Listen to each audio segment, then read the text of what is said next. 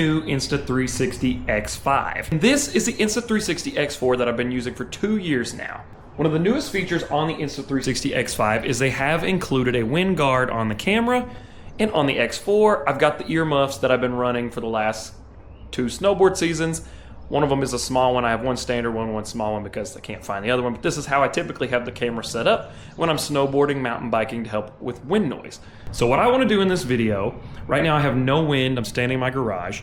I'm going to take my one wheel out for a ride around the neighborhood, and I'm going to take each camera, take a slow lap, and then a fast lap, and go back and forth between the audio and see, is the wind guard on the X5 better than the wind muff setup I was running on my X4, and how does the audio compare?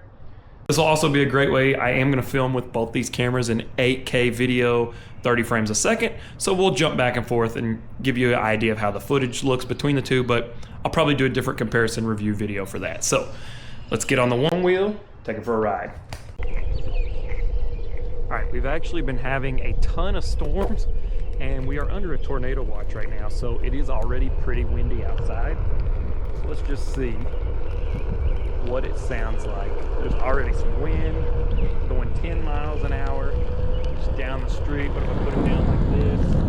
Can the audio still come through? How was that? A lot of times I'm talking like this while I'm snowboarding, and then I'll bring it in sometimes like this if I really want to talk. All right. Circle. I'm gonna go a little bit faster on the way back. All right, now we're doing 15 miles an hour, 16.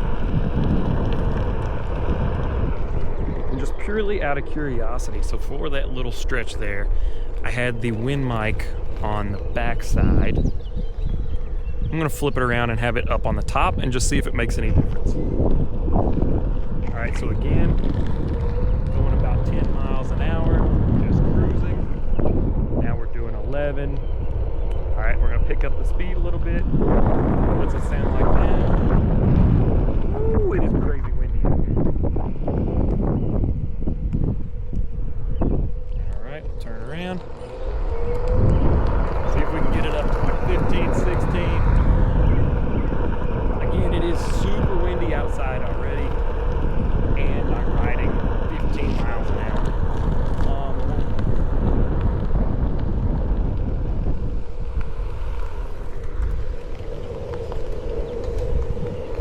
I also am just curious, how's it sound behind me?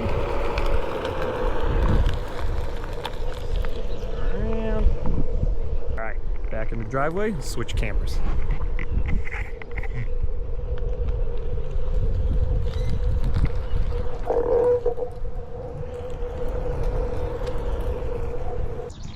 All right, now we are on the trusty X4. Let's get the one wheel rolling.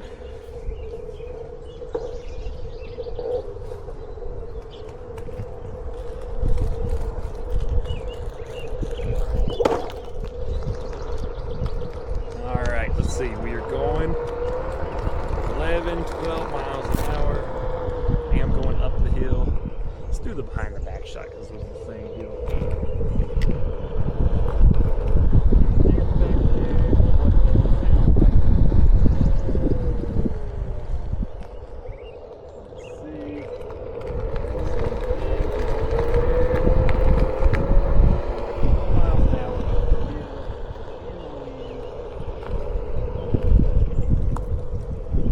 Flip it around this way. I've been wanting to do this since I've had the camera for like 2 weeks, and we have just had constant storms. So I have been trying to get out. We finally had a break in the storms. Let's see what it sounds like. All right, going 12 miles an hour. Got the camera out fairly far from me. Typically, like I said, when I do the talking shots, I'll bring it in like this. But if I'm just riding, I'll have it out like this. All right, let's turn around.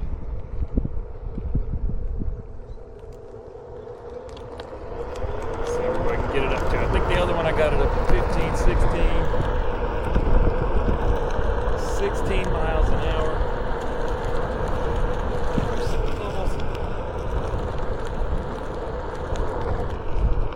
super excited to see which one of these cameras has the better audio quality.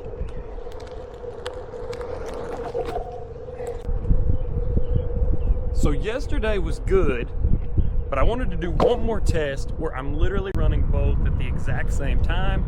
I'm gonna jump back and forth between the two and let you be able to really compare the two. Now I do want to stress, yesterday was super windy. It was like 15 to 20 mile per hour winds.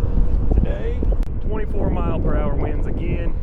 Still crazy weather. So just the fact that the audio came out as clear as it did, honestly, I was super impressed to be riding 10, 15 miles an hour on a one wheel, and then also I'm getting blown with 20, 30 mile per hour gusts right now. So super impressive. Either one honestly turned out as good as it did. I think so far the biggest difference with the X4, one, you have to have on these mic covers or the audio when you get going fast. I know with snowboarding, you definitely get a ton of wind noise, but these mic covers help out a ton.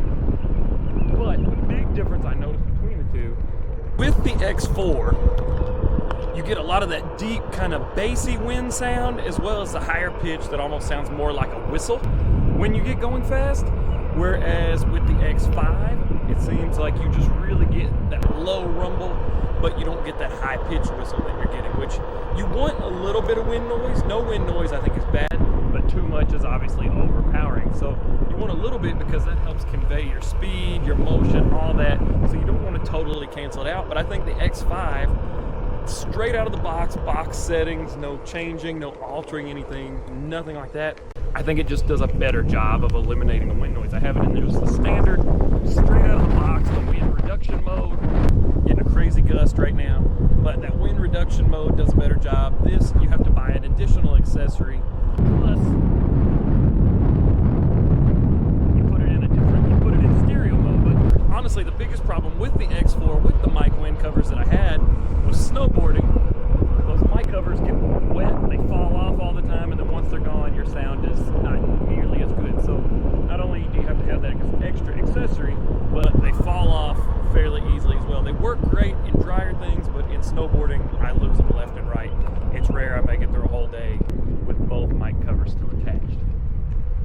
So what do you think? Can you hear the difference between the X5, the X4? Again, both are excellent. I think the X4 has done a great job for me the last 2 years, and it does really well.